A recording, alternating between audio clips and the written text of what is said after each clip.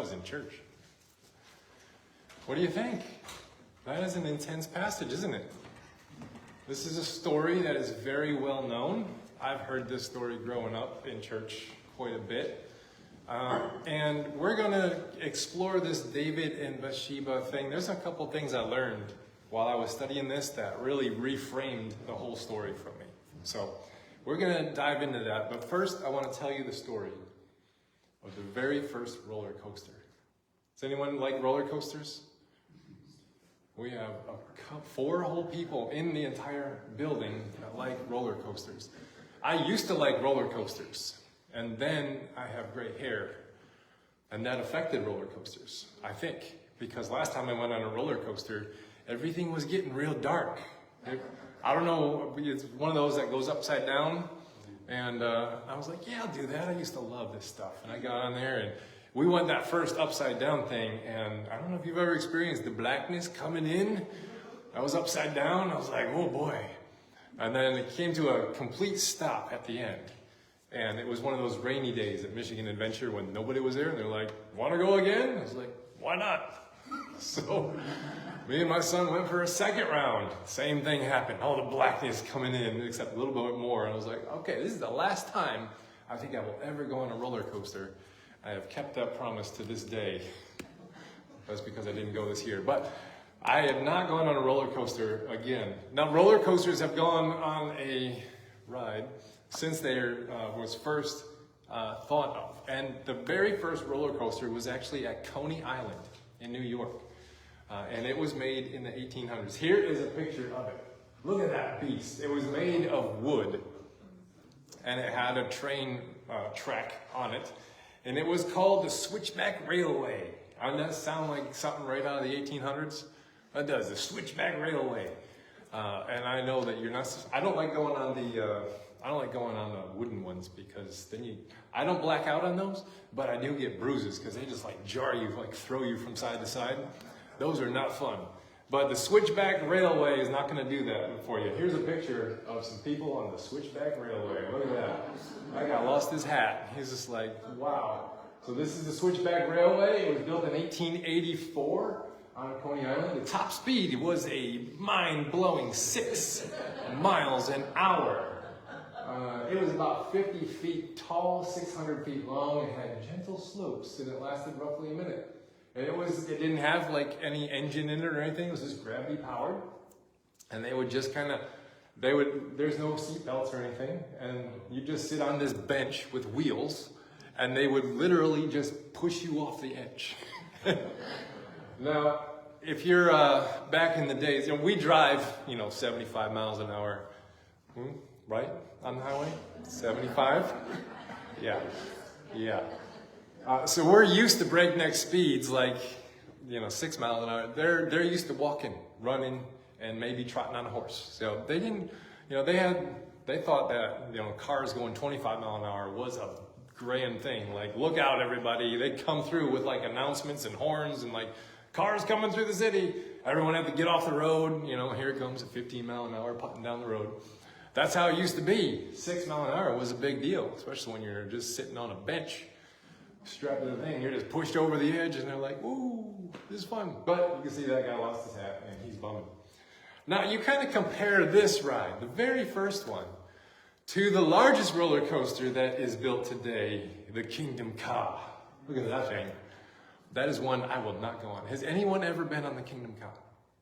Okay, no one here has been on the Kingdom. Good for you.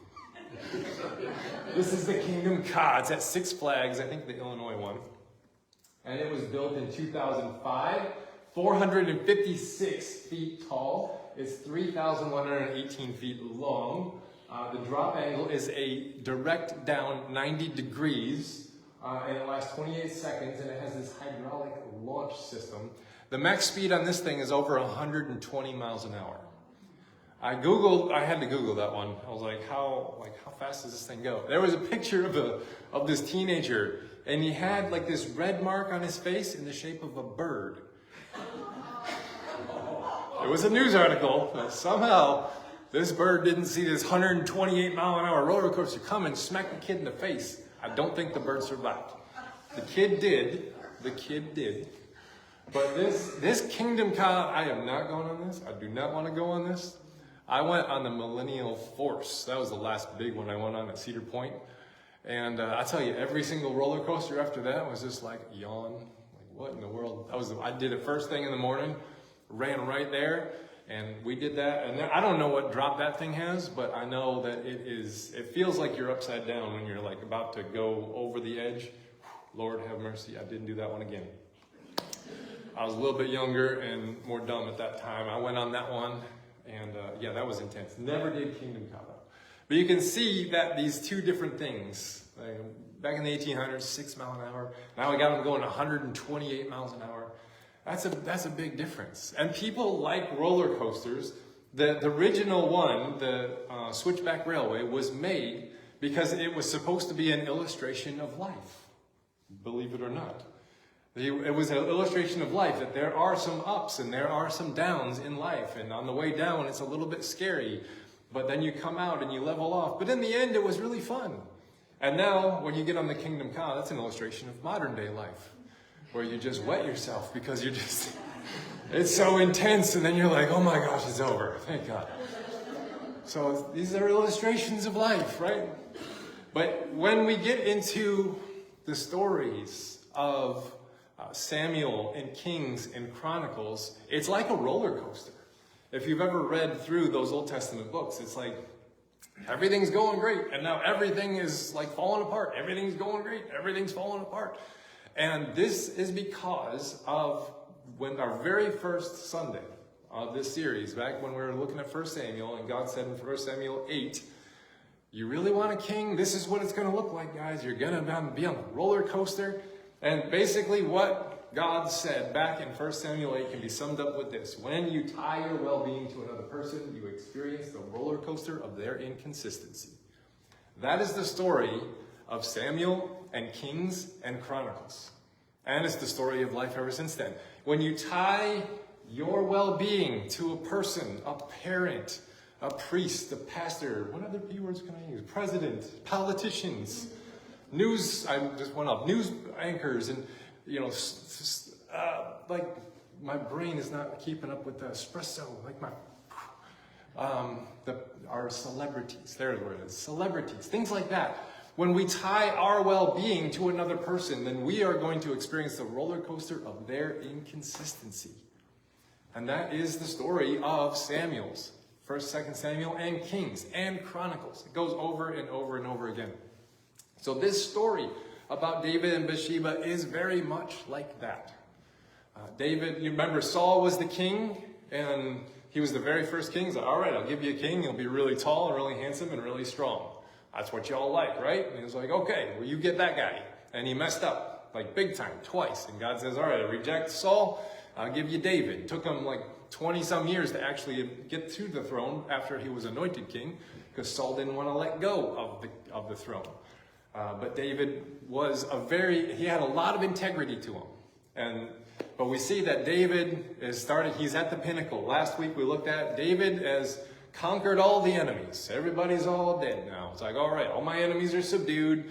I've taken over the Jerusalem capital city. I've brought the Ark of God here. We're going to build this great temple. It's going to be awesome. Everything is here. And it says that David settles in Jerusalem. And that word settles is seen in another passage. And it's right out of Deuteronomy. Deuteronomy is kind of Moses' greatest hits. It's all of his great sermons that he's ever given, all put into one. And Moses gives a warning in Deuteronomy 8 that we're supposed to remember when we read this story here. Because Deuteronomy 8 is something that we're going to see shattered. Here's what Deuteronomy 8 says. Be careful that you do not forget the Lord your God, failing to observe his commandments, his laws, and his decrees that I am giving you this day.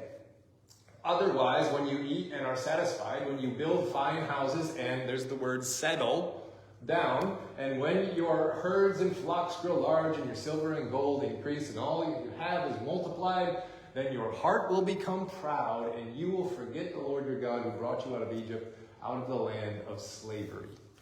And what does it say that David does when he arrives in Jerusalem and he brings the ark in and everything? It says that he settles into this place. And it starts off, this whole passage starts off in the spring of that year, after he had settled. There's the word settled, Deuteronomy 8. After he had settled, it's the time that kings go off to battle. David sent Joab with his officers and all Israel with him, and they ravaged the Ammonites and besieged Rabbah. But David remained at Jerusalem. There's a picture of David just hanging out, just kind of sitting on a bench, just like, all right, I'm bored out of my mind. What am I going to do? Yes, so hopefully that is not me on vacation. Just kind of like, what am I going to do? I'll get used to doing all this stuff. But there's some interesting things happening in this passage. There's 3 verses to remember about this moment here that's going to bring this moment to light. There's 3 verses here. Why did they want a king? Well, it says the Lord your God is going to fight for you. Back in Exodus, that's what he told Moses. It says, you don't need to do a thing. I will fight for you. And then the people said in 1 Samuel 8, oh, we don't want to listen to you, Samuel. We don't care what God says. We want a king. And then we'll be like other nations, with a king to lead us and go out before us and fight our battles. That's what we want. So it's a rejection of God, who said, I will fight your battles. They said, no, we want a king to do that. And so they choose the king to do that. And what's David doing? What is David doing? But he remained at Jerusalem. And who's off? It's the time when kings are supposed to go off to battle. David sent Joab instead, with all of his officers with him. And they're doing all this. They're like ravaging enemies and taking them.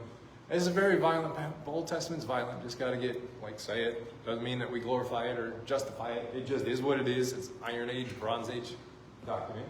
But what we do is we pull out the narrative elements of what's going on here. So David settled. He was supposed to be fighting the people's battles for them and leading them out there. And he's just not doing it. He's like, I'll send y'all off and you can do that and I'll stay here. And that's what he did. And he doesn't use his positions. He doesn't use his faith. He doesn't use his authority to do good things. But this is a passage of David's falling from that pinnacle of being all settled. Everything is all great. He's got all this, gold, and he's got all this fancy house. Remember his fancy house he talked about? It's a fine house of cedar. He built himself this big, fine house of cedar. And he's like got everything. And he forgot, just like Deuteronomy said, when you get everything, you're going to forget about God. And David does that very thing.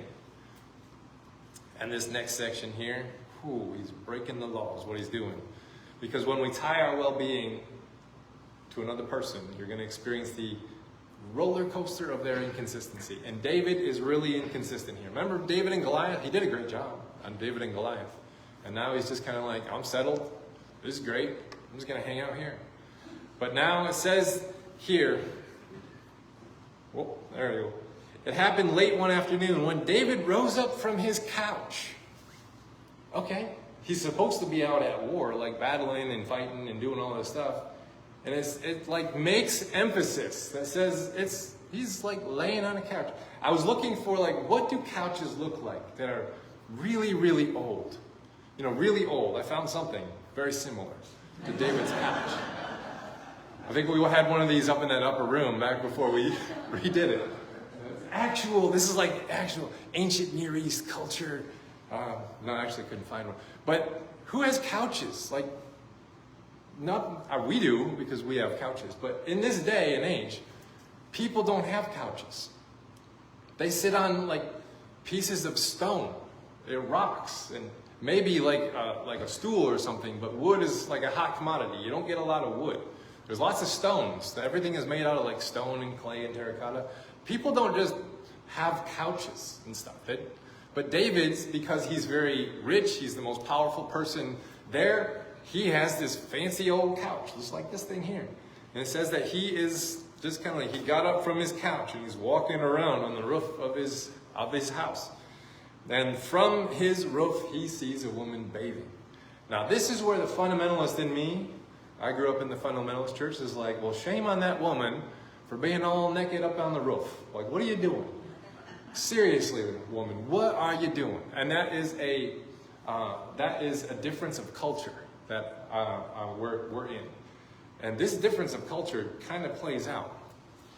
First of all, I had the question, all right, why is he on the roof taking a bath? Like, that's probably not where I would be. I'm not going to go stand on my roof and like, all right, I'm going to take a bath up here. That is something y'all don't want to see. I'm just guaranteed that. What is going on? Why the roof? And why? Now, in these days, roofs were actually private places because everyone's houses were kind of the same height. And you would have like guest rooms. That's where your guests would stay, up on the roof. And you'd have, it's like your little, it's like a, what are those things when you have like a garden in the middle? It's like open to the air. Your house is built around it. I can't remember the word. Especially back then. What? A what? Courtyard. Yeah, courtyard. That's it. Perfect word. It's like a courtyard, but it's like right on your roof. And everyone's roofs were all the same. And you have a little bit of a lip, and it's like, you're good to go, man. Just go up there, take a bath. It's great. And nobody on the road can see you because you're up on the roof. And nobody from the other roofs can see you because you got a little bit of a... It was a private place. So this is the place she ought to be doing it. No shame on Bathsheba here. She is supposed to be in this spot doing it. Now, why is she taking a bath? She's like, she just kind of got stinky or whatever. Now, we have to remember, it's not because she was stinky. I mean, she probably was. This is way back in the day. But we have to remember that she's in a different religion than we are. She's not a Christian. This is like 1,300 years before Jesus is even born. She's a part of the Jewish faith, an ancient Jewish faith. And they strictly hold to Jewish laws. And there are purification laws that come into play in this story I had never even seen before. I was reading it. It says it blatantly right in there why she was doing it. Now, this is the PG-13 part, if y'all know. We're all grown up here, but she's having her period. She's done with her period, and she's got to get clean. Why has she got to get clean? Because in Leviticus 15, it says this: they must wash their clothes and bathe with water, and they will be unclean until evening. When she is cleansed, she must count off 7 days, and after that she will be ceremonially clean. And on the 8th day she must take 2 doves or a young pigeon and bring them to the priest at the entrance of the tent of meeting. And the priest is to sacrifice one for a sin offering and the other for a burnt offering. And in this way he will make atonement for her before the Lord for the uncleanness of her cycle. Ladies, you are just like, no, I am not Jewish. Now, this was a part of their Jewish faith. It was like the purity part of the ancient Jewish faith. They had like laws for where and how you go to the bathroom. Like that's in there too. They have laws for when women are experiencing their cycle. And this is one of those laws. Like, ladies, you're not allowed to go to church. Like, you can't. You're like, you're ceremonially unclean in this moment. And you have to go through this whole religious ceremony every 28 and a half days. Lord have mercy. Are you glad that we are not back in these days, right? Okay, so that's a thing. She's just obeying her religion. This isn't like shame on Bathsheba for taking a bath in the public place, and David's just this weak man. It was like temptations, temptress, none of that. She's in the place she's supposed to be. And she's doing the thing she ought to be doing there. There is no shame on Bathsheba. She is not in the guilt in one iota, not one single iota. She's just practicing her faith the way that she's been taught. That's all she's doing. I had my period. Now I need to go up on the roof and do this thing. And then it's going to be 8 stinking days until I can go back and be a part of the community. Like, you weren't even allowed to sit on a chair that a woman having her cycle was allowed to sit on. That's how strict these things were. And it was a part of their religion, a part of their faith, a part of their laws that they had to keep. And there's a whole bunch more laws in Leviticus. But she's just practicing her faith, you know? And she's doing it in the cultural manner that she has been taught to do. Now, we have David. He's kind of got a higher place, doesn't he? Now, I think this is symbolic, isn't it? David is higher up in authority. He's got higher up socially. He's higher up economically. He's higher up politically. He's got the perspective on it. He's not just elevated because his house is higher than everybody else's house. But he has a position of authority where he is elevated above all the other people. And what does he do with it? What is he going to do with it? Well, obviously just laying around on his couch when he ought to be out with his soldiers doing the soldierly thing. And he's like, you know what? I'm just going to stay here. I'll send everyone else, and I'm just going to chill on my couch. So this elevated position that has been given to David, he's in an elevated position. He's got riches. He's comfortable. He's got the best house. He's got all this fancy stuff. And now he's settled. And he says that he's going to forget God. Once you settle, you're going to forget God. And it happens to David.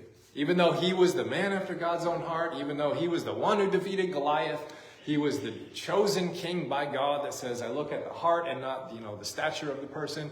Like all this stuff he's got going for him, and he accumulates all of this position and power and authority and wealth and everything, and he settles and he forgets and he abuses his position. Because he says, go retrieve that woman. Not just like, summon. Like there is nothing that Bathsheba can do in this moment. The king has ordered something.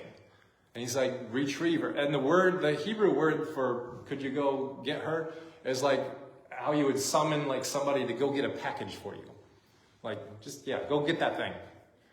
It's an objectification of this woman, which is common back in the day because she's a piece of property.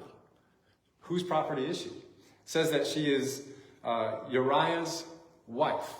And then it says that she's also the daughter of, and lists her father's name. So this means that she is actually a piece of property. This is how it was back in the day, that women had no rights. You were only considered half of a human. In court of law, you had to have 2 women to account for 1 testimony, whereas you would only have 1 man. So she's actually a piece of property, and the word used for go and get her is to what you would say if you wanted someone to go fetch a package for you.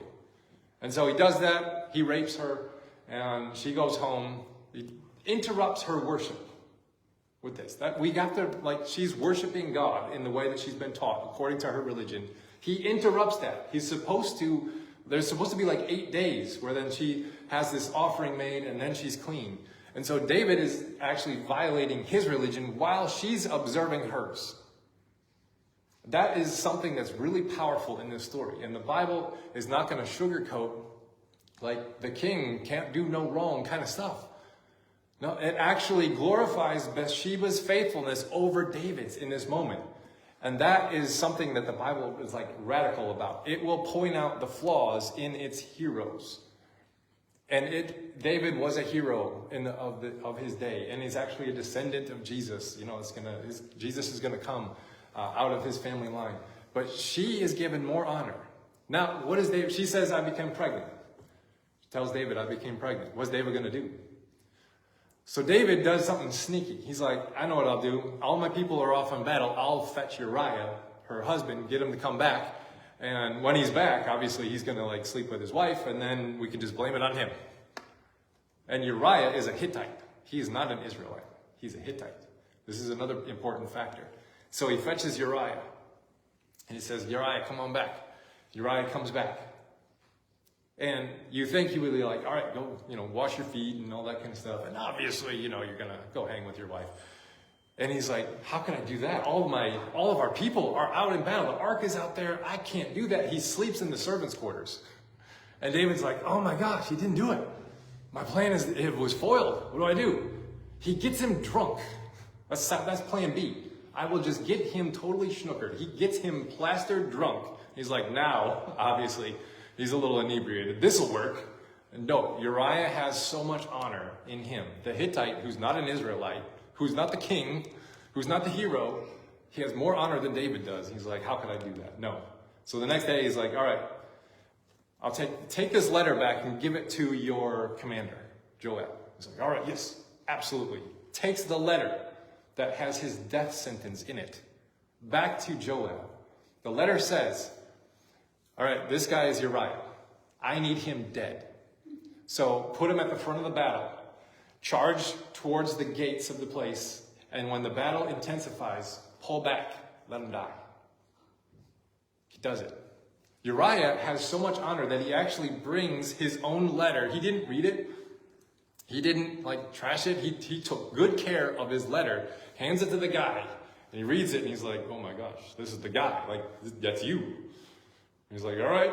So this is Joab watching. And he sends all the people down to the gates. You know, where are the archers at? The archers are there. So Uriah gets pummeled with arrows while he's down there.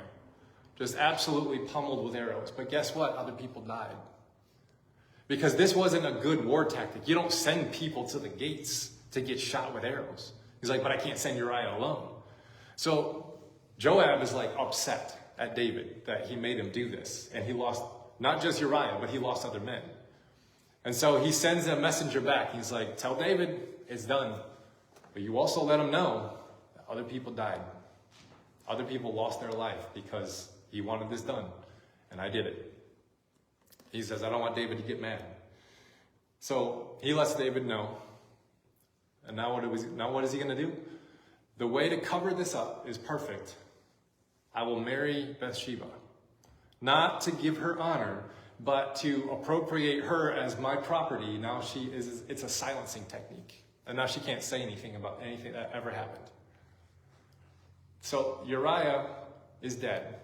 Bathsheba, in the midst of mourning for her husband and being pregnant after being raped, is now appropriated into David's harem. So this here is showing us that this man who was the absolute hero, Bathsheba is not guilty of anything in this passage. She's a 100% victim. And David is 100% guilty in this passage. And David abused his position of power. But guess what? There is somebody that comes and calls him out. Nathan the prophet comes up to him and he's like, so there's this guy, and he had a sheep that he really loved. And then this rich guy came over and stole his sheep because he liked it, and he slaughtered it and ate it. What should I do to that guy? David's like, you bring him here, I'm going to kill him myself. And Nathan the prophet, he's like, well, you're that guy. I know what you did. Man. Yeah, Nathan, the actual words there are, you are the man. Like, that was you. David in that moment realizes, he realizes what he did. He can't really make things right in this passage, but he feels the weight of his guilt in that moment. And he's like, it was. And there's no way to make this right now. And he's the king, so he can't really be, punished for this because he's the highest in the land.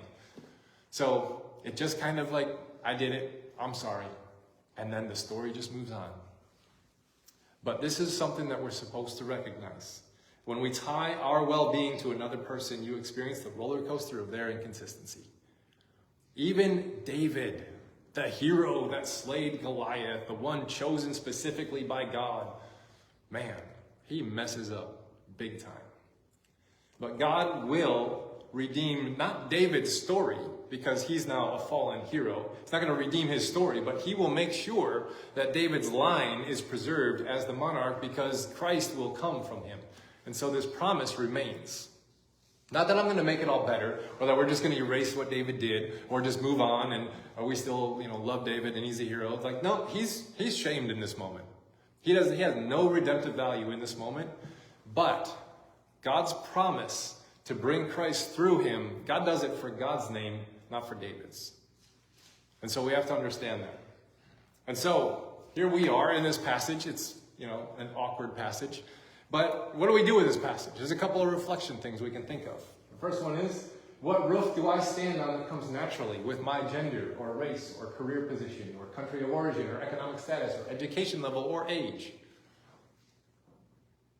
Which one are we standing on? I'm not going to answer these for you. These are your questions. How can I use that for the common good? David did not do a good job of that. He's just chilling on his couch, being all comfy, and he used it for evil. But how could we use those positions that come naturally to us by those things for the common good? When have I abused those things that I have for selfish gains? And the last one is, how can I make things right? How can I make things right? Those are our reflection questions for us. You can take them home with you and think about them, ponder them, and see what God wants to do in and through you. I've been pondering those myself as lately. But our Psalm 14 is our benediction today. Psalm 14, rewritten by Malcolm Guite. It says, when heaven's hidden gates are drawn apart and our captivity is ended, we'll rejoice. But now the fool's in charge, and in his heart he only echoes our own emptiness. No God, no vestiges of reverence to serve his vanity, just weariness and mockery, just cruel insolence and greed that still consumes the poor like bread. These only seem to move him. Violence is like a drug to him. He cocks his head and speaks his poison words with hissing tongues, and yet we still believe him. Let him dread the day that's coming. It will not be long. The poor have cried, and now they have been heard. The fool will fall before their joyful song. Psalm 14, right out of our lectionary, rewritten by Malcolm Guite.